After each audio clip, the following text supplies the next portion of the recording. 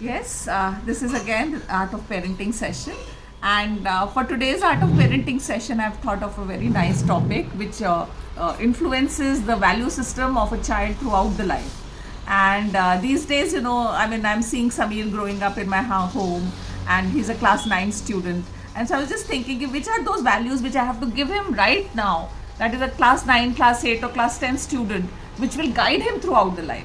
And then I thought of 5, 6 points which I thought should be there in a person's life, which can be incorporated as young as this. And I made him sit one day and I told him, let's talk and let's see what you are doing and what you are not doing. So he was a little surprised. There was a big question mark on his face. What is Tide telling me to, introspect or think about what I have been doing?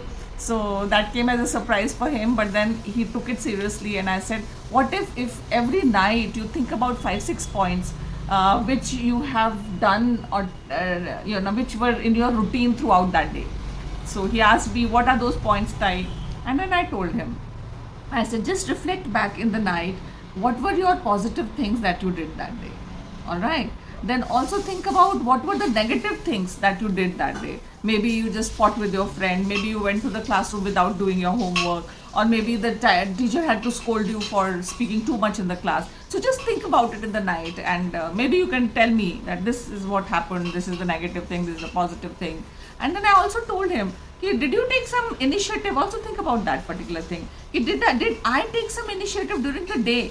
So initiative can be very small. It can be even if a cushion has fallen down on the floor and you picked it up and kept it back on the sofa. This is an initiative.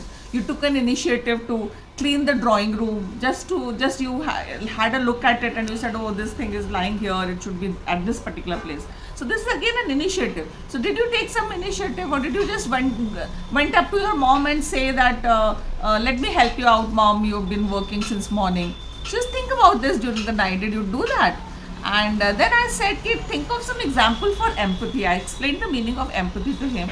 And I said, put yourself in the other person's shoes and think that what he or she is telling you, if you would have been in your mother's place or in your teacher's place, what you would have experienced. So if you come across that particular situation, how you would have reacted.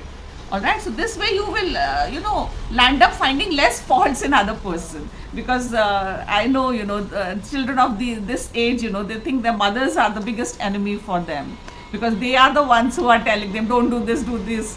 And so if you put yourself in your mother's shoes, and suppose you think that if you would have been in your mother, what you would have done. So he was a little taken aback by this point, because they never think, children of this age never think, they never wear the other person's shoes and view at the situation from their perspective. All right, so this was one thing. Then I also asked him, how many times did you say thank you to somebody?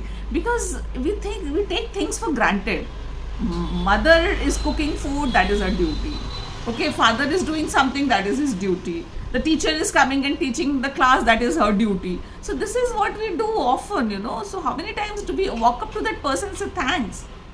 So again, there was a big smile on his face, because Thanksgiving was not in his dictionary at all. And then I said, okay, think about your sorry also. Suppose you've done something wrong, you just smile away and walk away. What is this? Stop, say sorry. So these were certain things, and then I observed him for a week. I said every night before going to sleep, he just come back to me. And yes, one more point I asked him to include in his daily routine, that was reading. Just before going back to sleep, just read 2-3 pages of any book, anything that you love. So in the night, I used to ask him, what did you do, what you did not do. So we used to reflect back upon our doings of that particular day. And he used to tell me, ki Tai, this time, oh, I did not say thanks. I could have said thanks when she made my favorite dish, my mom. All right. So this could have, and you have not done. So there's a big gap in between these two things. So next day, he came back to me, saying, I arranged the dishes that she had washed, and I walked up to her and I said, thanks, Mama, that you made my this particular food very tasty. So this is a conscious planting of value system in your whole upbringing. So I think we should go ahead with these things, and as parents, if you also exercise these things with your children, I'm sure they will grow up in a beautiful manner, and they'll be successful in their lives. So just be conscious about these 3-4 things, and just look at the magic, and I'm sure you'll love it, and you love your child as well. And without every time nagging him, you are actually teaching him. Just think how nice this particular concept is. Thank you and namaskar.